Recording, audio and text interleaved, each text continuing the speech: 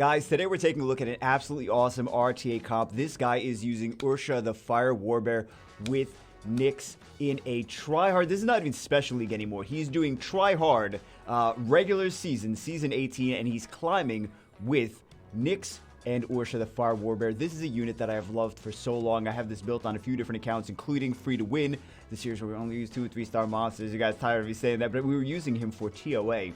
He has, let's go over his skills. Even without being Second Awakened, he is a unit that you could use for TOA, like I said, as we've been doing, as we did it with the non-2A version. Let's take a look at his skills, though. He's got the first skill, Thrash the enemy, inflicting damage proportionate to your max HP. 85% chance to reduce the enemy's attack bar by 25%. The inflicted damage increases by 200%. 200% when counterattacking. This is going to be important. 200% inflicted damage increase, right? Roar inflicts damage proportionate to your max HP on all enemies. He's an HP-based unit. He does damage based on max HP. Inflicts damage proportionate to your max HP on all enemies. Decreases their attack power for 2 turns. Provokes them for 1 turn. So he's got to provoke, right?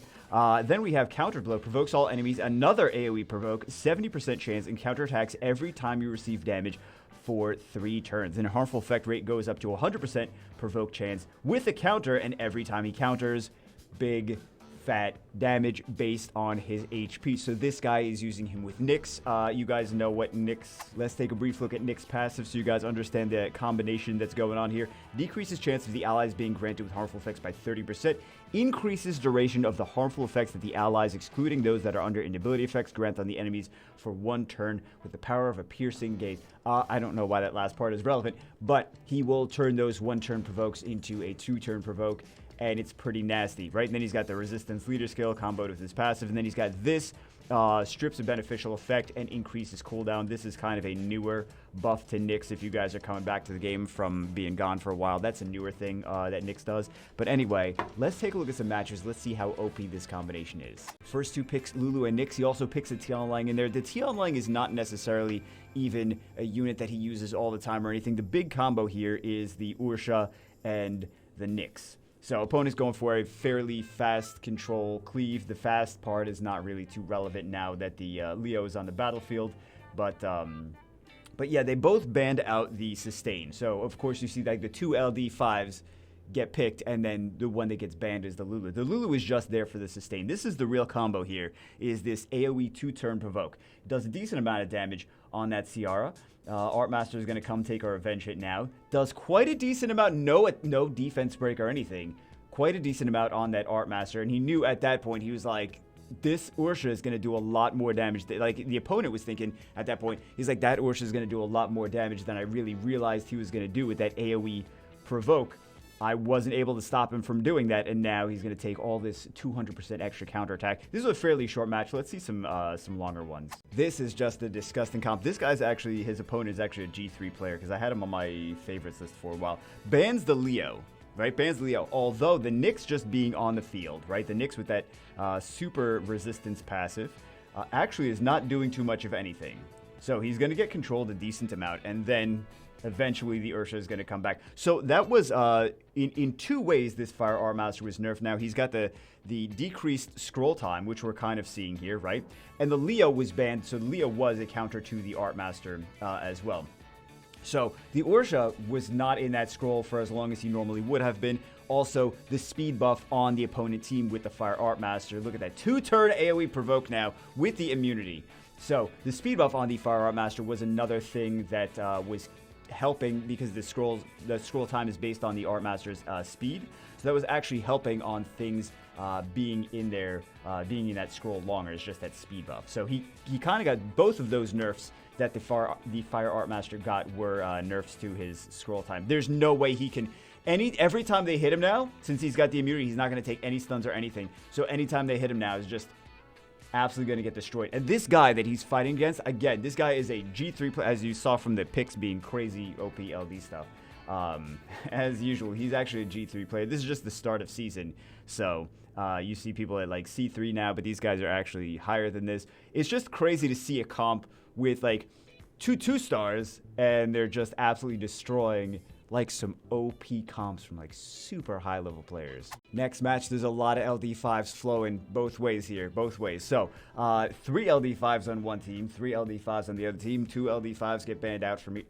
I mean, welcome to Summoners War RTA. I can't do anything. I know you guys always hate to see that. I can't do anything about the fact that there's a whole lot of LD5s, and that's basically what RTA is in 2021. I can't change that, guys. Let's see some crazy Ursha stuff. So the issue with Ursha here is he's not really going to do too much to some of these, like, for example, the Dark Paladin is going to be kind of annoying for Ursha because he's going to have to break through that shield, right?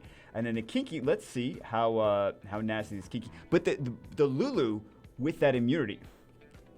The Lulu with that immunity on the Ursha is going to be pretty... Yeah, exactly. He chose to go for the Ursha instead of the Nyx. Right? He could have cleansed the Nyx. So he actually got a little bit lucky there that didn't kill the Nyx, because otherwise that 2-turn provoke would have been down to a 1-turn provoke, right?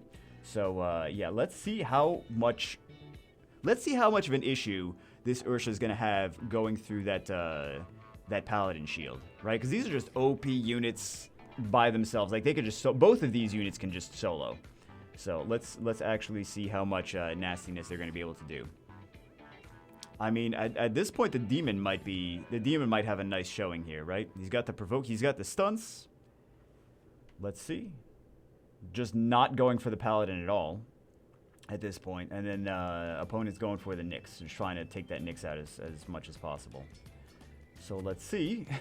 let's really see. At this point, we're seeing if we can find a draw or not. So yeah, it just does a little bit of damage. That the Kinky cannot get crit on if you guys are unfamiliar with the... I'm sure everyone's familiar with the Kinky at this point. Both of those units are generally built with high resistance. So I was thinking, like, maybe they're going to go for the demon, but they're really not going to go for the demon. The demon is kind of this unit that you kill at the very last. But this demon skill 2 you might see a showing from this demon skill 2 now. Okay, so now that provoke is down to 1 turn. Let's see if this demon does demon things. There we go. And Nyx is back. So this was kind of a little bit of a dark demon spotlight at this point. But this guy with the Leona is just hanging in there because he's like, yeah, I know my Leona can potentially solo. Because Leona can potentially solo, especially since there's no defense breaks. The demon skill 2 is going to be the thing that really does the most damage here. But, I mean, this is Summoners War. Welcome to Summoners War in 2021. LDs versus LDs versus LDs. But it's just nice to see that there was such a nice combo. There was such a nice combo until Leona did her thing. Let's actually speed this up because I think we just want to see what happens at the very end. Madness Judgment does a little bit of damage. Got that stun, which is nice. Does not prolong the stun, though. So we see some... it's just going to be a Madness Judgment again. That's what it's eventually going to be. Little heals. Sword of Destruction is really not doing anything. But it's just about... Because this is defense-based, so it was really about just Madness Judgment coming in and killing the Leona again. Welcome to Summoners War, LDs versus LDs. But the point of this was showing that some of these 2-stars, some of these Nat 2s, because remember the Fire Warbird is a Nat 2. These can hang with some of these OP LD units. First pick Lulu into 2 LD5s. Welcome to... I mean, this is a turn 2 comp though. Is basically what he's playing here is a turn 2 comp. Into bans the Praha, so bans the sustain. Bans the sustain, also a... Well, I was going to say a resistance lead. They have a Tessarion as well. But there's a lot of immunity on that team. So he also, interestingly, he picked the... I guess it's not that interesting because it's a smart pick. He picked the Vertiheel into the Leo. So he saw Leo was not like the last pick. He picks the Vertiheel into that, which is a nice counter to that. So now he gets the AoE 2-turn provoke, and he's going to just take so much damage. So much damage, so much damage. That almost did half damage without any defense breaks or anything. Almost half damage to that Vertiheel, right? So let's see how much damage it winds up doing. Attack, power, break, lots of damage, lots of counter damage. That Vertiheel is almost dead right now. And that bomb, there's not an attack power buffed bomb or anything, so that's not going to do that much damage, especially against an HP tank. So now it's just a matter of... He banned the sustain though. That was the thing. He banned the Praha sustain from that team. so they had no way of sustaining. As soon as they took that AoE 2-turn provoke, it was basically game. Another match, another first pick Lulu into double LD5s. I know you guys hate seeing these LD5s, but just like to see that the Warbear can hang with the LD5s. Leo gets banned. Leo would have countered 2 of their units, would have countered the Fart Master, the Fire Art Master, and also the Savannah, right? Because the Fire Art Master does damage based on, or does actually the scroll based on speed, and then the Savannah does her damage based on speed and also does a speed buff. Gets 2 stuns there. He did get kind of lucky with the resisting from the Moor, the first time the Moor did the AoE strip, but Moor got nerfed in this past balance patch anyway, so Moor is not as effective as he used to be because he doesn't get that, he doesn't get as many strips as he actually used to.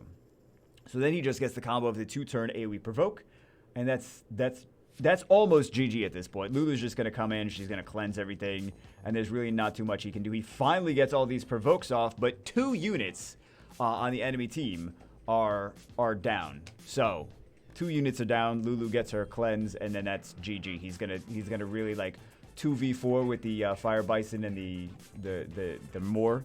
But anyway, that's it for this one. Just wanted to show you guys because I saw this team and I was like, man, it's really cool to see. Again, it's really cool to see some of these 2-stars, these Nat 2 Second Awakened units that are available for anyone to get. I know it's kind of sounds like I'm on Comtois' side at this point, but honestly, some of these 2-star units after the Second Awakening is key, are so good that they can hang with some of these LD units and actually be pretty OP. Again, you really need the Nyx combo. Definitely helps the Ursha see the true potential of being OP. Ursha would only have a 1-turn provoke if it wasn't for the Nyx, but just food for thought is like this combo is pretty nice. I know people are gonna be like, well, all I have to do is summon 1 billion LD5s. At least I try to show you guys fun things. Anyway, that's it for this one. Hope you guys enjoyed. I'll see you as always in the next one.